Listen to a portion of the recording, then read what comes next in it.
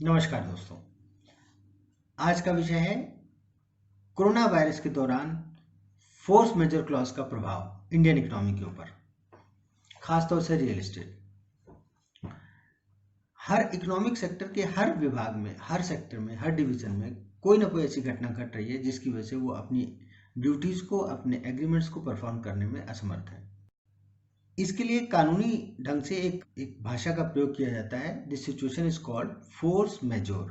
Force majeure एक French शब्द है जिसका मतलब होता है मेजर फोर्स, एक ऐसी ताकत जिसमें इंसान के काबू से बाहर होती है। वो भारतीय विधि संहिताओं में इस प्रॉपर शब्द का इस्तेमाल तो कहीं नहीं किया गया, लेकिन इंडियन कॉन्ट्रैक्ट एक्ट के सेक्शन 32 और सेक्शन 56, सेक्शन 32 एंड सेक्शन 56 में इसकी एसेंस को, इसकी आत्मा को कवर करने की कोशिश की गई है, जिसमें ये बात की गई है। सेक्शन 32 ये बोलता है, enforcement of contract contingent to some act और इवेंट। अगर वो इवेंट नहीं होती है तो वो कॉन्ट्रैक्ट अपने आप नल एंड वॉइड है। फॉर एग्जाम्पल, ए कहता है कि मैं बी को कुछ संपत्ति दूंगा अगर वो सी से शादी कर लेता है। दुर्भाग्यवश सी की मृत्यु हो जाती है, तो जब शादी नहीं होगी तो वो संपत्ति नहीं मिलेगी। तो it is a contingent contract, कुछ होगा तो आगे वाली घटना घटेगी। इसी तरह से भारतीय विधि संहिता में एक सेक्शन 56 है, सेक्शन 56 है, जो कहता है agreement to do any impossible act is null and void. Impossible act को मैं समझाने का आपको प्रयास करता हूं। ए कहता है कि मैं बी से शादी करूंगा, लेकिन शादी की तारीख से पहले ए पागल हो जाता है। ये न तो बी के कंट्रोल में था और ना ए को पता था। तो जब ये पागल हो जाता है तो ये कॉन्ट्रैक्ट अपने आप नल एंड वॉइड हो गया, ये शादी नहीं हो सकती। ये सारा एग्जाम्पल मैंने इसलिए दिया कि आप समझें कि क्या आपके कॉन्ट्रैक्ट में फोर्स मेजर क्लॉज था कि नहीं। मैं स्पेशली बात कर रहा हूँ, जो मुझे आज विशेष एक चिंता है कि जितने भी कॉमर्शियल लीजिंग की संस्थाएं हैं, जहाँ पे भी रिटेल है, ऑफिस स्पेस है, उन सब जगहों में एग्रीमेंट हो रखे हैं। एग्रीमेंट में अगर फोर्स मेजर क्लॉज है तो उसमें बाकी सारी चीज़ें, आंधी तूफान भूकंप, ये सब इंक्लूडेड है, पर ये पेंडेमिक इंक्लूडेड नहीं है। और पेंडेमिक इंक्लूडेड नहीं है तो कुछ लैंडलॉर्ड्स को, कुछ प्रॉपर्टी के मालिक को ऐसा लग सकता है कि चूंकि ये शब्द इंक्लूडेड नहीं है तो अपने किराएदार से वो किराया ले सकते हैं। उनके लिए मेरी एक छोटी सी गाइडलाइन है कि सबसे पहले तो WHO ने 11 मार्च को इसको एक पेंडेमिक डिक्लेयर कर दिया। पेंडेमिक मतलब विश्वव्यापी महामारी, जो राज्यों की सीमाओं से बाहर है। एपिडेमिक होता है जब एक राज्य में कोई बीमारी फैल जाए, वो वाली परिस्थिति। लेकिन पेंडेमिक होता है जब सीमाएं नहीं है कहीं भी, किसी भी स्थिति में, और महामारी ऐसी जो कंट्रोल के बाहर है। इसी तरह से चाइना में council for promotion of international trade है, जिन्होंने 1600 फोर्स मेजर के सर्टिफिकेट्स दिए हैं उन कंपनियों को जो इस समय उनके चाइना के अंदर इस परिस्थिति में काम नहीं कर पाई, और सामने वाले जो भी, जिस भी पार्टी से उनका कॉन्ट्रैक्ट था, वहां से क्लेम हो सकता है to avoid court cases. Bharat की सरकार अभी इस महामारी से लड़ने में व्यस्त है, लेकिन मेरी जो इम्पोर्टेंट कम्युनिकेशन है वो ये है कि साथ साथ अन्य विभाग आगे की भी तैयारी रखें। कारण ये कि जैसे ही लॉकडाउन खुलेगा तो दूसरा लॉकडाउन चालू होगा, लोगों का आपस में डिस्प्यूट होगा, प्रॉपर्टियां कोर्ट में जाएंगी, कोर्ट में स्टे लगेंगे, प्रॉपर्टियां दोबारा से सील हो सकती हैं। लिहाजा इस तरह की डिक्लेरेशन सरकार को क्लियर शब्दों में एक गजट के द्वारा लानी चाहिए, जिसमें सरकार बताए कि किन किन व्यवसायों में, किन किन परिस्थितियों में इस महामारी के दौरान फोर्स मेजर क्लॉज एप्लीकेबल है या नहीं एप्लीकेबल है, so that court cases avoid हो। को हमारे कोर्ट्स, हमारी अदालतें ऑलरेडी बहुत ज़्यादा ओवरलोडेड हैं।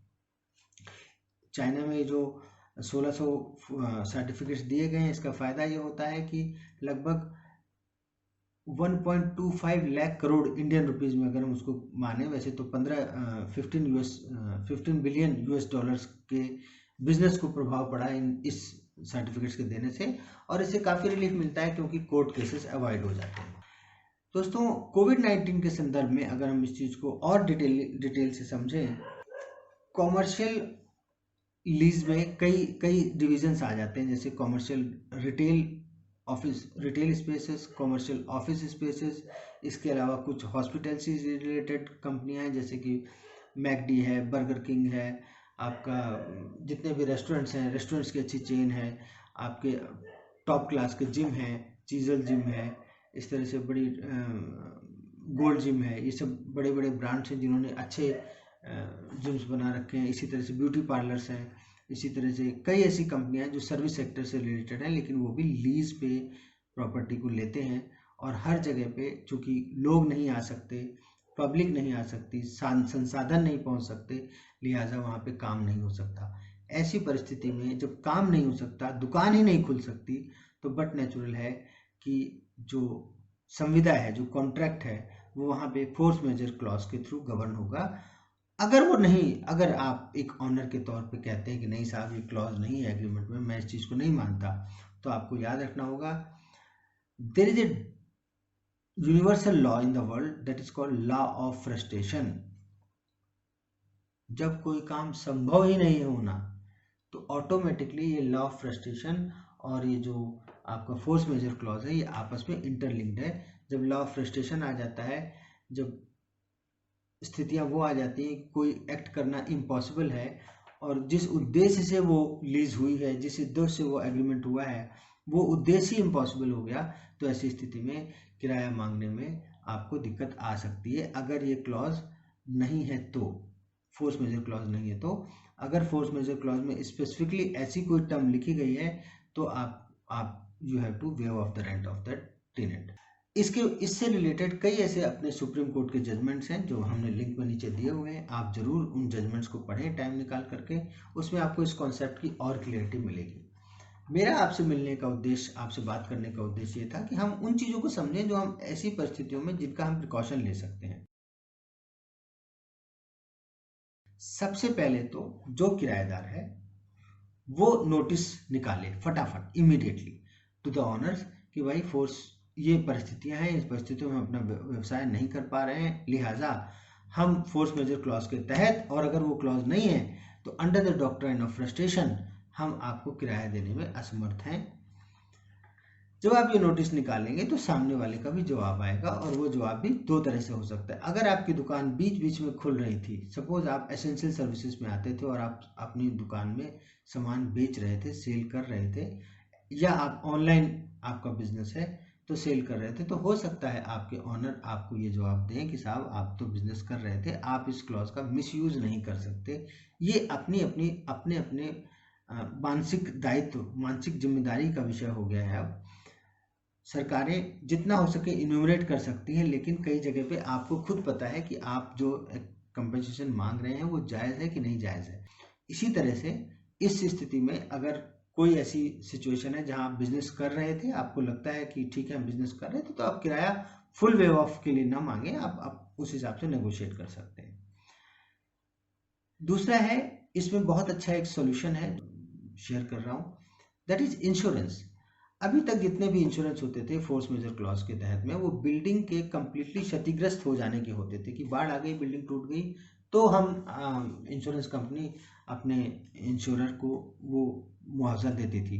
अब इस क्लॉज के तहत जितने भी रिटेल स्टोर्स के ऑनर्स हैं, जो रिटेल कंपनियां हैं, वो इस क्लॉज को भी अपने एग्रीमेंट में डलवा सकती हैं, और ये एग्रीमेंट ऑलरेडी होते हैं, जिसमें कि किसी भी कारणवश दुकान बंद रहती है और उससे व्यापार का कुछ नुकसान होता है या कोई अहित होता है, तो उसका मुआवजा इंश्योरेंस कंपनी देगी।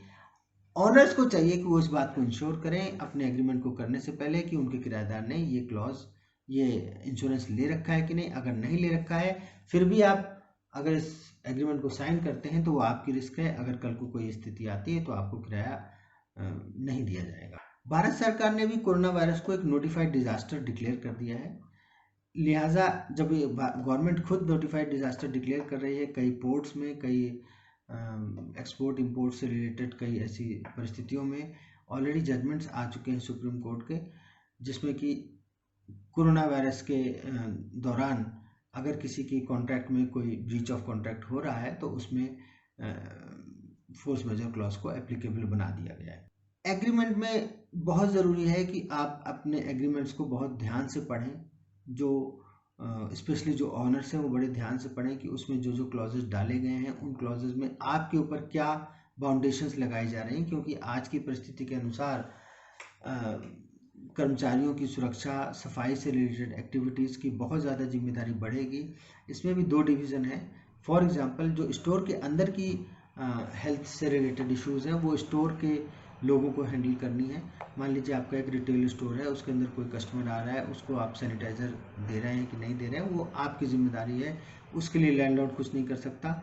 लेकिन जहाँ पे कंबाइंड प्रॉपर्टी है, जहाँ पे कई अलग अलग किराएदार हैं, अलग अलग फ्लोर्स हैं, कॉमन वॉशरूम्स हैं, कॉमन सुविधाएँ हैं, ऐसी कॉमन लिफ्ट है, ऐसी परिस्थितियों में लैंडलॉर्ड्स को एक्स्ट्रा प्रिकॉशन लेना पड़ेगा उन परिस्थितियों को ढंग से मेंटेन करने के लिए।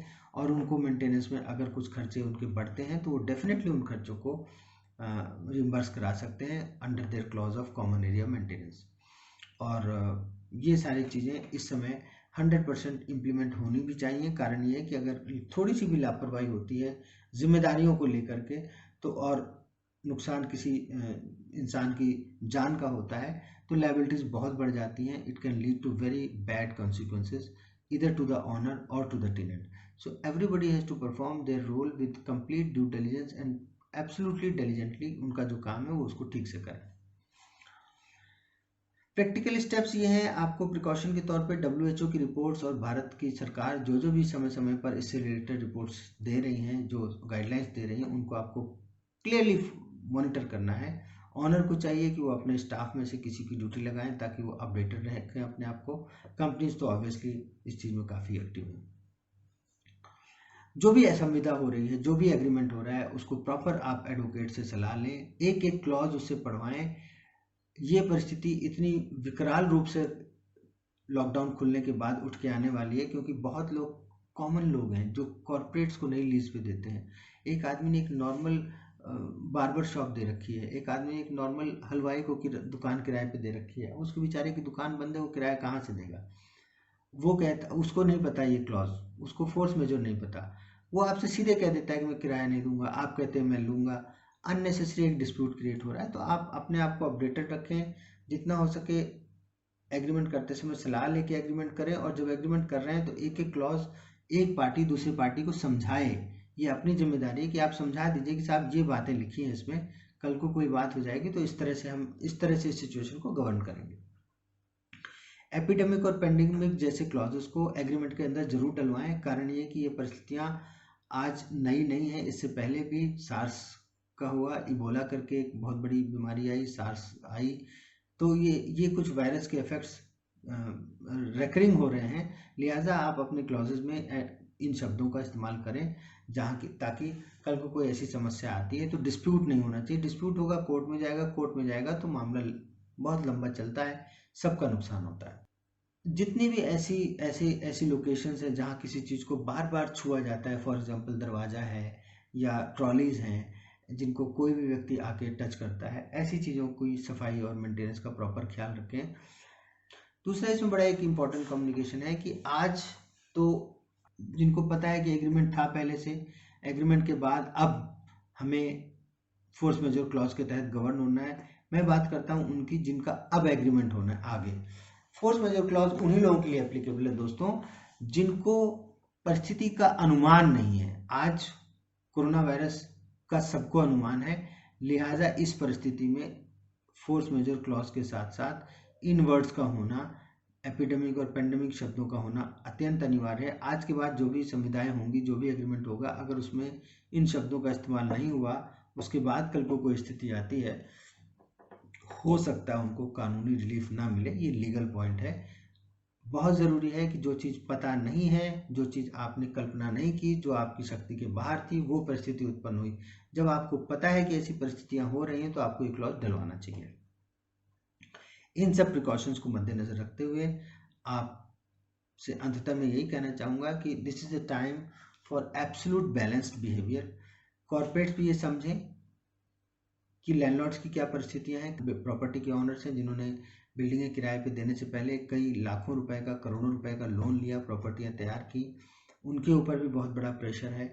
बैंक्स ने लोन सस्पेंड किया है, उसको मोरिटोरियम दिया है, किस्तें माफ़ नहीं करी हैं।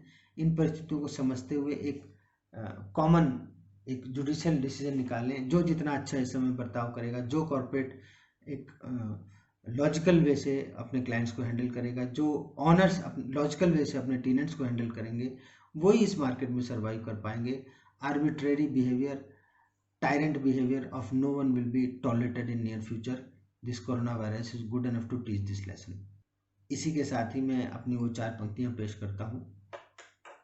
आसमान नीला हो चुका है, नीला है नदियों का पानी भी। आसमान नीला हो चुका है, नीला है नदियों का पानी भी। रिफ्लेक्शन आता है, पानी भी बिल्कुल साफ है। बदल गई हैं परिभाषाएं और उनकी कहानी भी। Lot of definitions have changed. Love, affection, relations, friendship, many things are changing day by day as this lockdown period is improving. तो आसमान नीला हो चुका है, नीला नदियों का पानी भी। बदल गई हैं परिभाषाएं और उनकी कहानी भी। घर रहकर पता चला है बिटिया छोटी है पर सयानी भी। छोटी बच्ची है लेकिन बातें बहुत अच्छी अच्छी करती है। तो घर रहने में मालूम चला है ना, नहीं तो हम ऑफिस जाते थे, आते थे, हमें बच्चों से बात करने का, पत्नी से बात करने का, घर के बुजुर्गों से बात करने का समय नहीं मिलता था। तो घर रहकर पता चला है बिटिया छोटी है पर सयानी भी। काफ़ी कुछ सिखा रही है कभी कभी मिलने वाली मेरी नानी भी, कि नानी के पास तो हम जा ही नहीं पाते थे, वो तो मम्मी पापा ही केयर करते थे। और पर्दा नशी होने के दिन कुछ आ से गए हैं, पर्दा नशी होने के दिन कुछ आ से गए। हर शख्स कोई मास्क लगाए है, कोई साफी बांधे है। तो वो जो एक माहौल था पर्दा रखने का, तो उस तरह का माहौल दोबारा से आ गया है देश में। पर्दा नशी होने के दिन कुछ आ से गए हैं। अपने अपने घर में है सेठानी भी नौकरानी भी। अपने अपने घर में है सेठानी भी नौकरानी भी। सुरक्षित रहिए, अपने हाथों को समय समय पर धोते रहिए। बाहर जाना जितना हो सके अवॉइड कीजिए। जो बहुत ज़रूरी हो तो जाना है तो मास्क पहन के जाइए। इसी के साथ धन्यवाद। मुझे उम्मीद है कि आपको ये विषय समझ में भी आया होगा, अच्छा भी लगा होगा। इससे रिलेटेड कोई भी आपकी क्वेरीज हैं, कोई भी क्वेश्चंस हैं, तो कमेंट बॉक्स में जाके जरूर शेयर करें। वीडियो को लाइक करें, सब्सक्राइब करें। धन्यवाद।